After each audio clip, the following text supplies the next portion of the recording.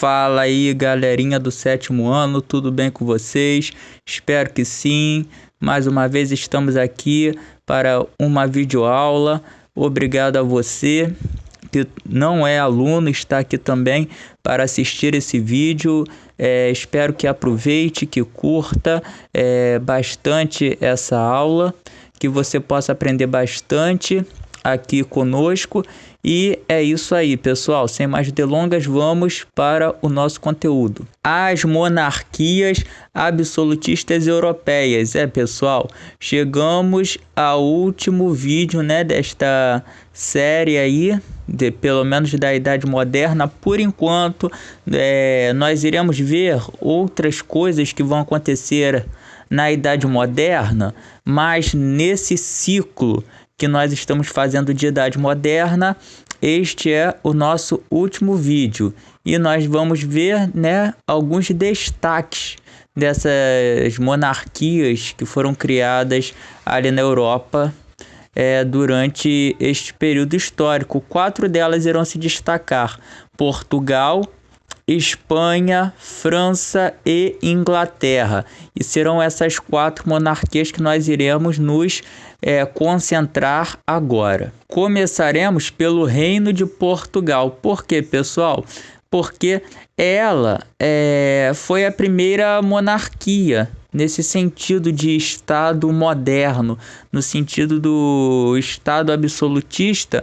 Portugal foi a pioneira. Ela conseguiu primeiro centralizar o seu poder. Ela que foi a pioneira numa atividade mercantil.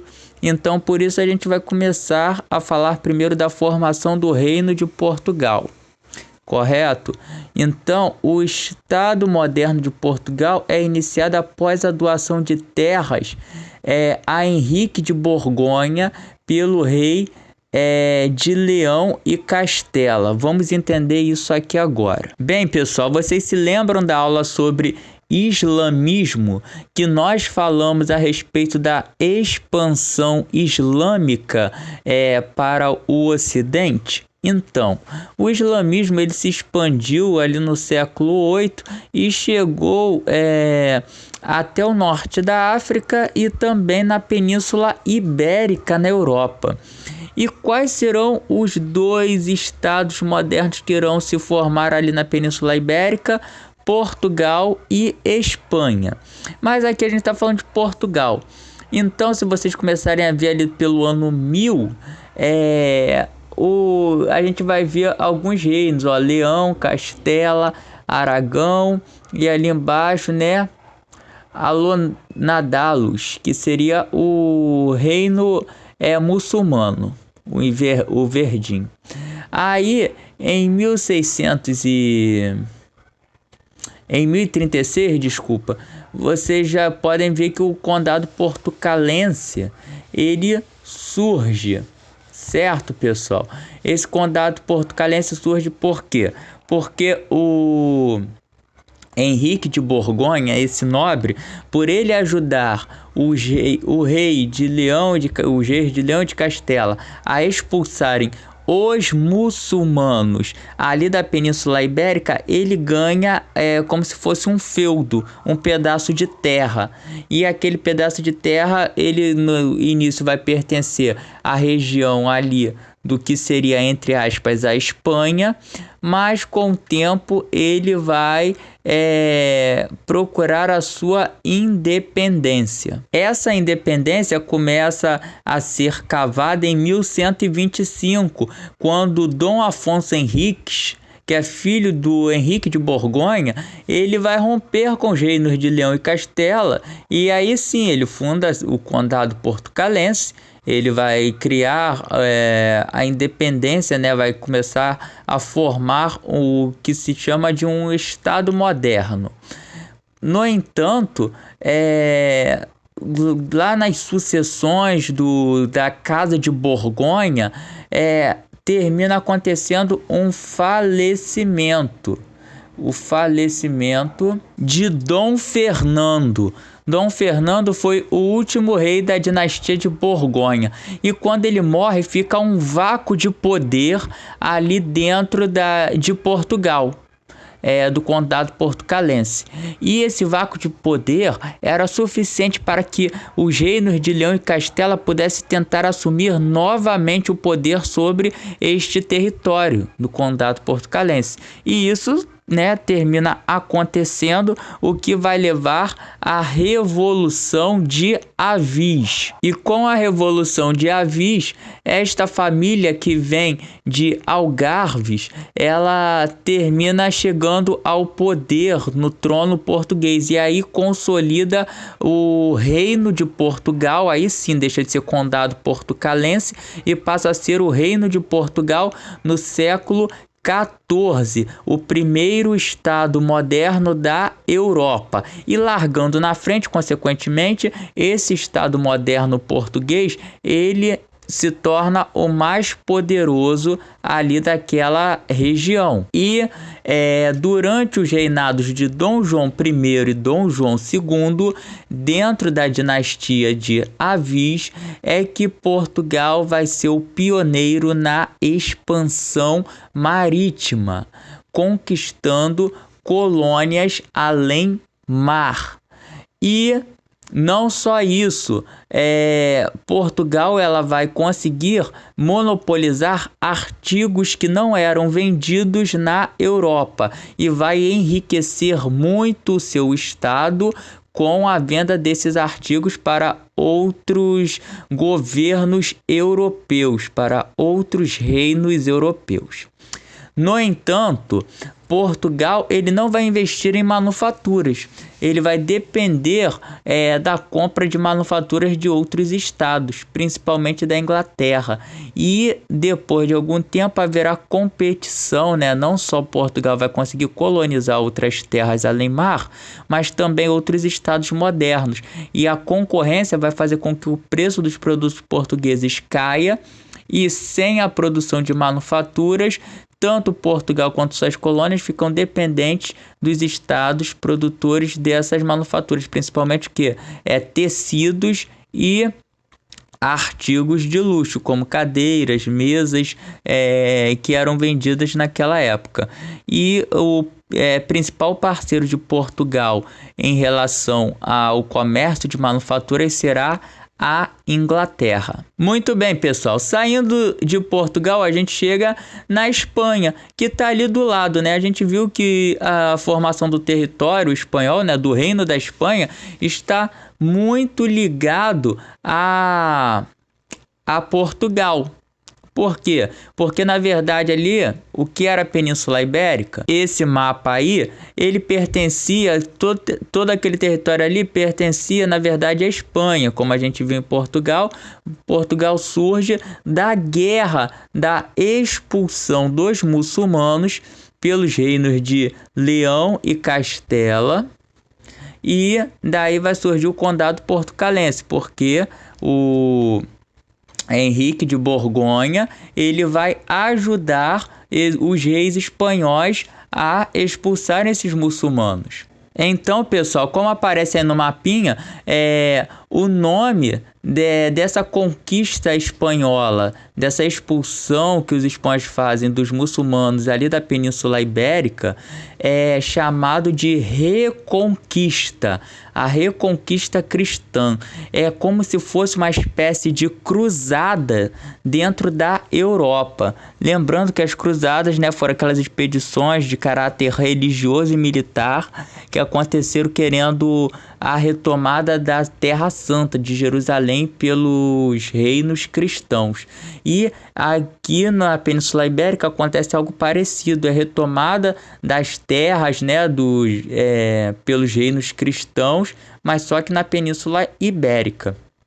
E ali em 1249, vocês podem perceber que os reinos, já tem ali o Portugal.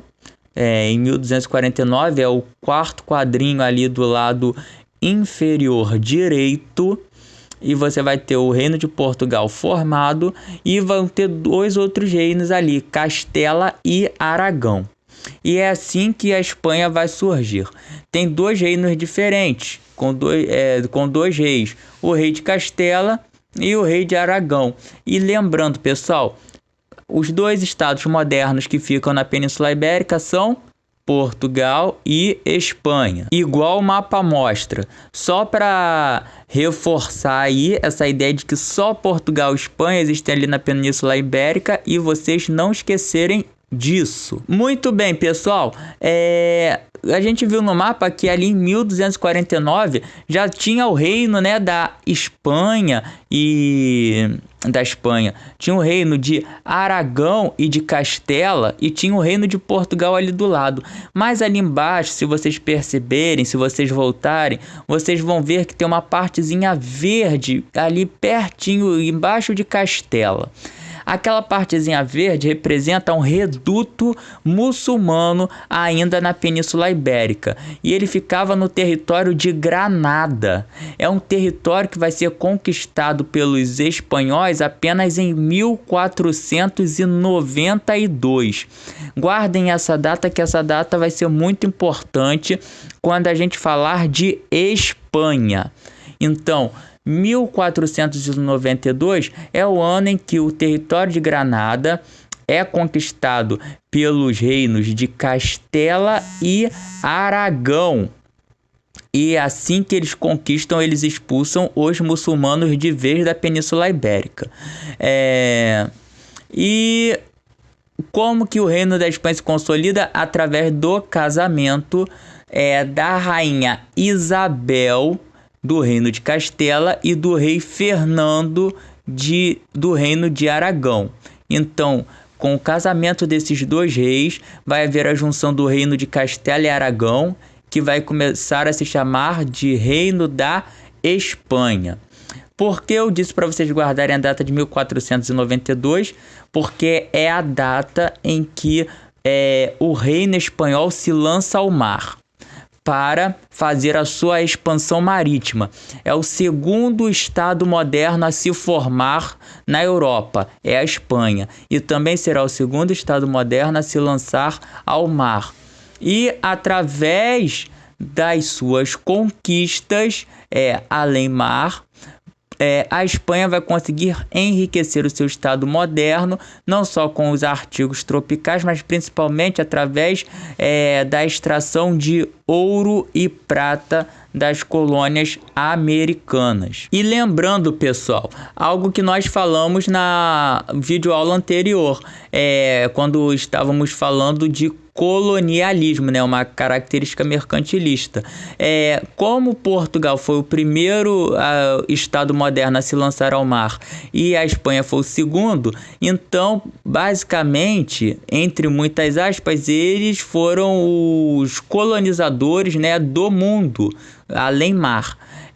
E como os dois eram reinos cristãos, então vai haver uma interferência ali da Igreja Católica para dividir o mundo entre Portugal e Espanha. E essa divisão, né, ela acontece, eu não vou dar muitos detalhes dela agora, eu só vou adiantar para vocês, como eu falei lá na videoaula anterior, que a gente vai chegar ao Tratado de Tordesilhas. Esse tratado, né, ele não é assinado ali pela a igreja intermedia primeiro, mas é a bula intercoeteira que é assinado, e depois da bula intercoeteira a gente vai ter aí sim o Tratado de Tordesilhas, que é um acordo entre os dois estados juntos, entre o Reino de Portugal e o Reino da Espanha. E dentro do Tratado de Tordesilhas, a parte em verde, ela pertenceu a Portugal e a parte em laranja pertencia à Espanha. Ok, pessoal? Então é assim que fica a divisão do mundo após esses dois estados modernos conseguirem se lançar ao mar. São os pioneiros. E outro detalhe que é bom falar os muçulmanos eles irão, né, essa permanência muçulmana ali dentro da Península Ibérica vai contribuir muito para a cultura, tanto de Portugal quanto da Espanha, e também vai contribuir para a sua expansão marítima. Isso nós vamos ver daqui a pouco, em um vídeo específico, quando a gente falar de expansão marítima. Muito bem, pessoal, chegamos ao Reino da França, e eu antecipadamente já peço desculpas para quem está assistindo a este vídeo em uma tela de celular ou em uma tela muito pequena, porque eu creio que as letrinhas estão super miúdas para vocês, mas eu acredito que vocês podem ouvir bem, né, e prestar bem atenção no que eu vou falar, que vai ficar tudo bem explicadinho. Então vou ler o primeiro ponto ali em cima.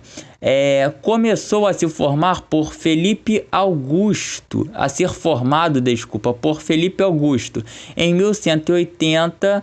Ele foi de 1180 a 1223, após a conquista de diversos feudos e a formação de um exército profissional assalariado. Lembrando, pessoal, que a formação de um exército profissional assalariado, ou um exército de mercenários estrangeiros, como eu chamei no primeiro vídeo, é um ponto básico, uma característica básica para a formação de um Estado moderno. Depois de Felipe Augusto, veio Luís IX. Ele foi responsável por centralizar o poder na França e impor uma moeda única para todo o reino francês. Outra característica do Estado moderno, né? A unificação da moeda e centralização do poder nas mãos do rei. No entanto, é com Felipe IV o Belo que criados os Estados Gerais, uma assembleia formada pelo clero, a nobreza e a burguesia. Ou seja, as classes sociais iriam governar junto com o rei. Elas seriam ouvidas pelo rei para ajudar o rei a tomar decisões políticas. Assim, pessoal, com a formação da Assembleia dos Estados Gerais, ou melhor, com a formação dos Estados Gerais, fica claro aquela teoria do Maquiavel, né, de que o rei ele tem que ser respeitado, ele tem que saber lidar com os seus súditos, e também a teoria de Thomas Hobbes na questão do contrato social, os direitos e deveres tanto do rei quanto do povo. Então o povo ali junto com o rei. E para adiantar vocês, essa Assembleia dos Estados Gerais ela era votada por estado. Então o clero representava o primeiro estado, a nobreza o segundo estado e a burguesia o terceiro estado. Então cada estado tinha direito a um voto. Então quando eles iriam votar, ficava assim, poderia ficar no máximo 2-1, porque eram 3 estados votando, então a decisão poderia ser 3-0 ou 2-1. Cada estado tinha um poder de voto, embora por número de pessoas o terceiro estado, formado pela burguesia, ele fosse maior, tivesse mais pessoas, mais deputados. Mas na hora de votar, os interesses, em manter os privilégios e os interesses, o clero e a nobreza se aliavam, se uniam, certo? Porque o clero, ele sai ali, né? Os membros do clero, eles saem da nobreza. Então, o clero e a nobreza se uniam de acordo com os seus interesses para manter os seus privilégios e sempre combinavam voto, enquanto o terceiro estado perdia todas as votações por não ter o apoio nem do clero nem da nobreza. Beleza? Pessoal, então os Estados Gerais ele é formado, mas tem o outro adentro que eu tenho que fazer aqui, é que ele nem sempre era convocado pelo rei. Na verdade, raramente ele era convocado pelo rei. O rei, ele governava basicamente sozinho, sem chamar esses estados gerais para serem convocados, a ponto de ele ser convocado novamente um pouco antes da Revolução Francesa e depois de 175 anos inativo, ou seja, quase 2 séculos depois. E após Felipe IV Belo ter criado os Estados Gerais, a gente chega à Guerra dos 100 Anos, que essa sim é que vai consolidar o Estado francês de vez. Eu cheguei a falar um pouco da Guerra dos 100 Anos dentro do vídeo da Contra-Reforma, porque a França ela é liderada por uma mulher, a Joana d'Arc. A Joana d'Arc é que vai ser a general francesa, só que ela, na verdade, ela vai disfarçada de homem para esta guerra. E por quê? Porque se descobrem que ela é uma mulher, ela seria morta. No entanto, depois que a França vence a Guerra dos 100 Anos, que o território já está consolidado e a Inglaterra está toda derrotada em frangalhos, porque a França lutou a Guerra dos 100 Anos contra a Inglaterra. Alguns membros ingleses eles denunciam a Joana d'Arc para a Igreja Católica. Ela é presa, é levada ao Tribunal da Inquisição e é morta na fogueira. No entanto, esta heroína da França ela foi reconhecida anos depois pela Igreja Católica e foi canonizada padroeira da França. Mas por quê? Porque se não fosse a bravura de Joana d'Arc e a vitória da França ali na Guerra dos 100 Anos, o Estado francês, o Estado moderno francês não teria se consolidado, se consolidado, certo? E além disso, na segunda metade do século XVI e início do século XVII, a França vai ter um rei chamado Luís XIV. Luís XIV, pessoal, foi um rei conhecido por ter o poder centralizado em suas mãos.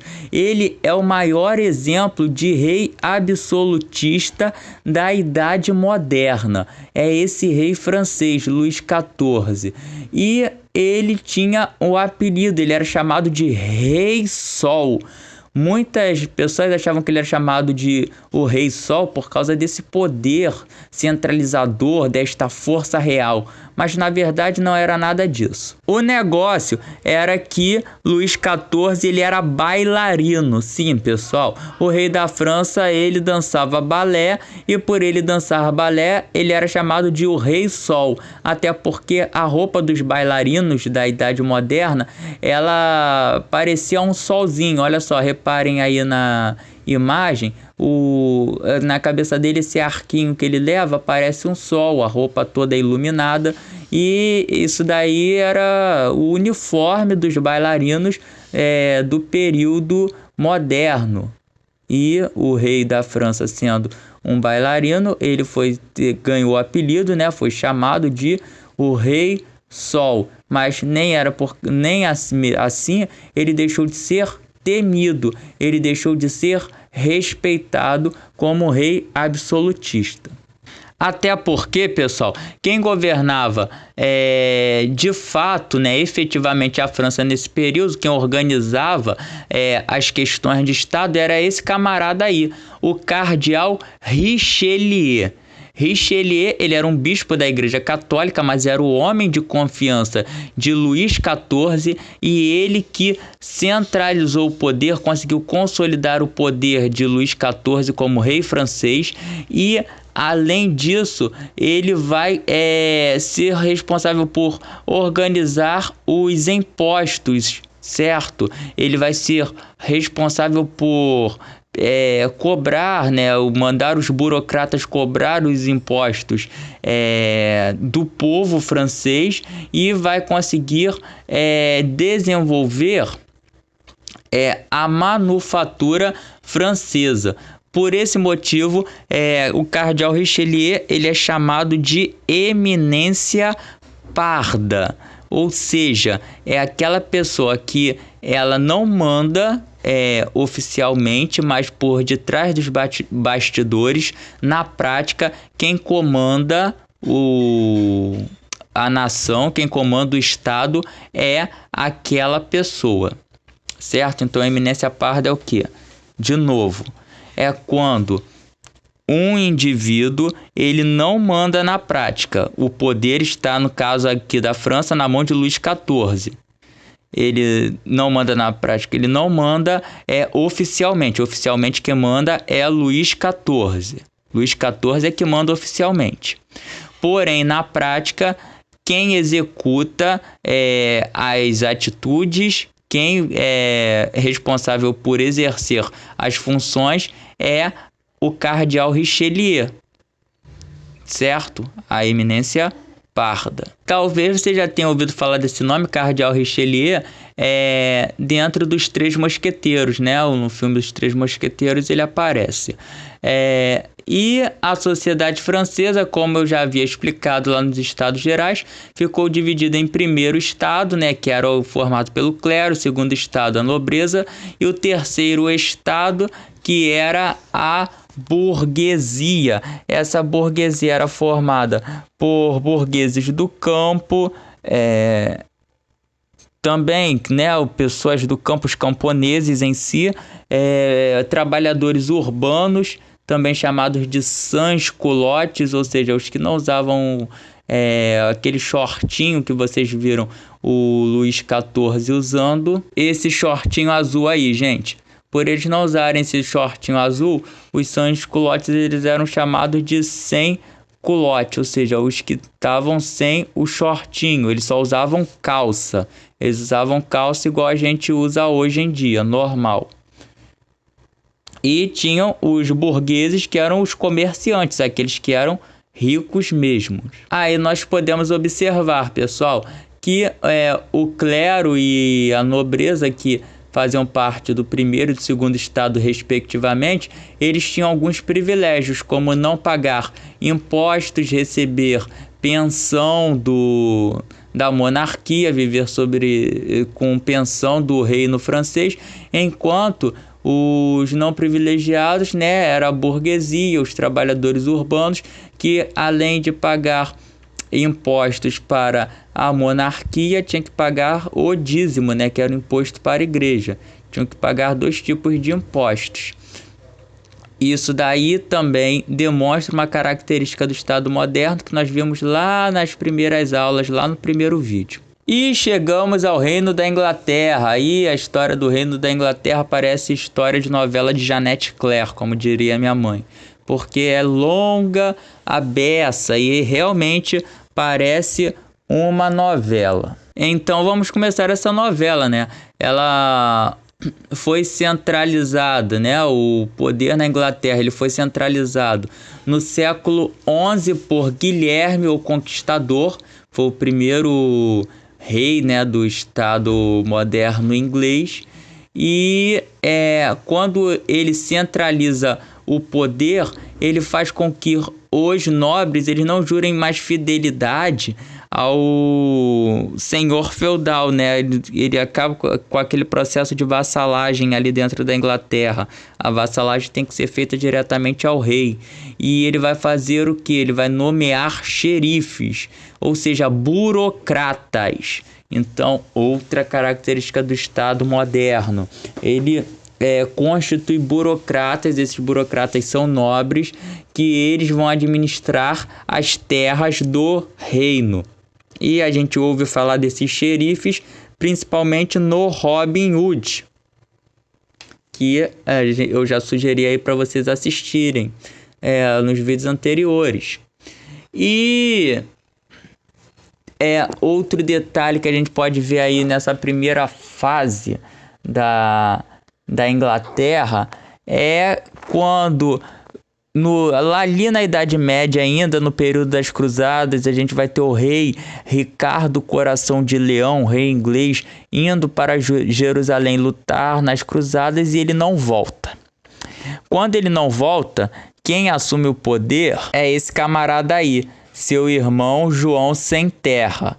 Por que João sem terra? Porque, na verdade, João ele tinha muitas terras, não só na Inglaterra, como na França também. Afinal, a mãe dele ali, ela era francesa. Ela se casou por interesse com o pai dele, que era inglês, o rei inglês, e aí é uma outra longa história aí dessa novela. E o detalhe é que João sem terra ele entra em guerra com a França. E quando ele entra em guerra com a França, ele perde as terras francesas que era de seu domínio. Ou seja, ele perdeu a guerra para a França. Então a Inglaterra só vai tomando derrota da França nesse iniciozinho aí. E quando ele perde as terras para a França, ele vira chacota entre os nobres, entre o povo inglês. Só que para manter os seus privilégios e para manter o sustento da sua família e de suas terras ainda dentro da Inglaterra, do seu exército e tudo mais, o que João sem terra vai fazer? Ele vai aumentar os impostos sobre o povo inglês de maneira opressora, fazendo com que o povo inglês sangrasse para pagar esses impostos. Insatisfeitos, o que os ingleses vão fazer? Eles irão fazer João sem terra assinar a Magna Carta. E o que é a Magna Carta? A Magna Carta é um documento que limitava o poder do rei inglês. Ou seja, o rei ele teria que ser controlado pelo povo. No caso ali, por esse documento chamado Magna Carta. Era um acordo entre o povo e o rei, né? Os direitos e os deveres. No entanto, mesmo com a Magna Carta sendo o primeiro documento com esse caráter de limitação do poder do rei, o rei que sucedeu João sem terra, Henrique III, ele vai desrespeitar a Magna Carta e vai promover também a cobrança de altos impostos dentro da Inglaterra, o que vai causar uma revolta entre nobres, e não só nobres, mas também burgueses contra a coroa inglesa. E a revolta de nobres e burgueses contra essa coroa vai levar à criação do parlamento. Então, se na França a gente vai ter os estados gerais, que vai ser aquela assembleia em que o povo vai governar junto com o rei, na Inglaterra a gente vai ter a criação do parlamento. E esse parlamento vai ficar sendo dividido em duas partes. A Câmara dos Lordes, que era onde os deputados da nobreza ficavam, e a Câmara dos Comuns, que era onde os deputados da burguesia se alocavam, né, ficavam.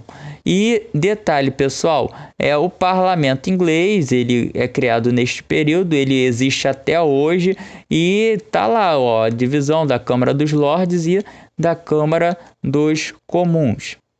Bem, pessoal, essa foi a primeira parte, né, do Reino da Inglaterra. Agora a gente vai para a segunda. A segunda parte é que depois disso tudo acontecer, né, a criação do parlamento, a Magna Carta, a gente vai ver a Inglaterra entrando na Guerra dos 100 Anos. A gente viu a França lutou contra quem? Contra a Inglaterra. Então, a Inglaterra tá ali na Guerra dos 100 Anos, como a gente viu, a França vence, a Santa Joana d'Arc dá a vitória para a França, e do lado francês, né, foi o que? A consolidação do Estado da França, do Estado moderno da França, do Reino da França. Mas na Inglaterra, que já era um Estado moderno ali, que já tinha, de certa forma, sua consolidação, vai haver uma instabilidade dentro da monarquia. Então, duas famílias vão brigar pelo poder: a casa dos Yorks e a casa dos Lancasters. E essa guerra vai ser chamada de Guerra das Duas Rosas. Por que Guerra das Duas Rosas? Simples, pessoal, porque os brasões dessas duas famílias eram representados por rosas. No caso, a família Lancaster, o brasão era uma rosa vermelha, e a família York, o brasão era uma rosa branca. E essa guerra vai durar um pouco mais de 30 anos. Ela termina em 1485, quando chega ao poder o rei Henrique VII. O rei Henrique VII chega ao poder e inaugura uma nova era na monarquia inglesa, né? No caso, é a dinastia Tudor. Então, pessoal, a dinastia Tudor ela é inaugurada por Henrique VII ao se casar com Elizabeth de York. Na verdade, o Henrique VII, ele fazia parte da casa dos Lancaster também. E então, era o quê? O final da Guerra das Duas Rosas foi resolvida com um casamento entre um membro da casa dos Lancaster, no caso o Henrique VII, e um membro da casa dos York, que era Elizabeth de York. E aí se formou o quê? A família Tudor, a dinastia Tudor. E como vocês podem perceber, o brasão da dinastia Tudor é uma mistura dos dois brasões anteriores. É o brasão de Lancaster, a rosa vermelha de Lancaster, com a rosa branca de York no meio. Certo, pessoal? Então, uma guerra que durou um pouco mais de 30 anos, que foi resolvida com um casamento. Parece a formação do Reino da Espanha, que também foi resolvida com o casamento do rei de Aragão, no caso Fernando de Aragão, com a rainha de Castela, a Isabel de Castela. Então, se a gente for comparar, tanto o reino da Inglaterra, né, ele se consolida. Ele se reestrutura como Estado moderno com o casamento, com o fim da Guerra das Duas Rosas, assim como o Reino da Espanha, ele foi fundado com um casamento, que foi o casamento entre o rei de Aragão, Fernando de Aragão, e a rainha de Castela, Isabel de Castela. Assim, pessoal, com o Henrique VII subindo ao poder, como eu tinha dito, foi retomada a centralização do poder dentro da Inglaterra. E, com isso, os nobres que tinham voltado a ter seus exércitos particulares ficaram proibidos de ter tais exércitos e começou a ser construído, mais uma vez, a formação de um exército profissional assalariado. Isso quer dizer o quê? De um exército de mercenários estrangeiros, certo? E a cobrança de impostos também começou a ser feita direitinho para fortalecer e enriquecer o Estado. E após o Henrique VII deixar o poder, chegou quem? O Henrique VIII. Henrique VIII, que é uma figura conhecida do nosso público, né? O rei Henrique VIII, ele centralizou, ele consolidou o absolutismo dentro da Inglaterra. De que maneira, pessoal? Ele é uma figura conhecida porque a gente viu ele na Reforma Protestante. Então, ele foi responsável por fazer a reforma religiosa dentro da Inglaterra. Ele vai criar a Igreja Anglicana, que vai ser uma igreja de Estado, ou seja, ao mesmo tempo que Henrique VIII vai ser o rei da Inglaterra, o comandante político, ele vai ser o comandante religioso, porque a autoridade que comandava a igreja anglicana neste período era o rei.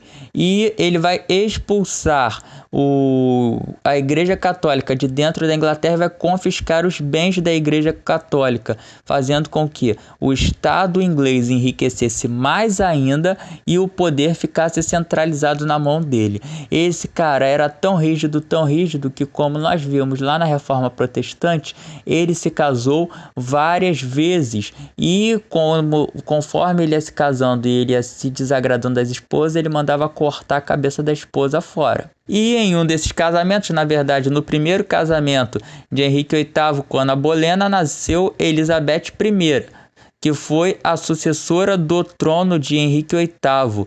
E Elizabeth I, ela ficou famosa por ser uma rainha habilidosa e por enriquecer a Inglaterra no sentido do favorecimento burguês. De que maneira a Elizabeth I vai favorecer a burguesia? Ela vai favorecer através do estímulo do comércio de manufaturas, ou seja, ela vai incentivar o comércio de manufaturas, diminuindo os impostos sobre os produtos dos comerciantes ingleses e aumentando os impostos sobre os produtos importados, fazendo com que a balança comercial da Inglaterra fosse uma balança comercial favorável. E, além disso, ela vai desenvolver o seu exército para tanto marítimo quanto terrestre, né? O exército militar para... Tanto no caso marítimo seria a marinha, né, pessoal? Então, tanto a marinha inglesa quanto o exército inglês vão ser desenvolvidos para proteger o comércio desses burgueses ingleses. Ou seja, eles vão ter que escoltar os produtos ingleses até os outros estados modernos, fazendo assim a Inglaterra conquistasse mais riquezas, acumulasse mais riquezas e se tornasse um estado moderno mais rico. Certo, pessoal? Então, é com essa explicação que eu termino por aqui a nossa aula. Tchau, tchau, valeu, fiquem com Deus, abraço!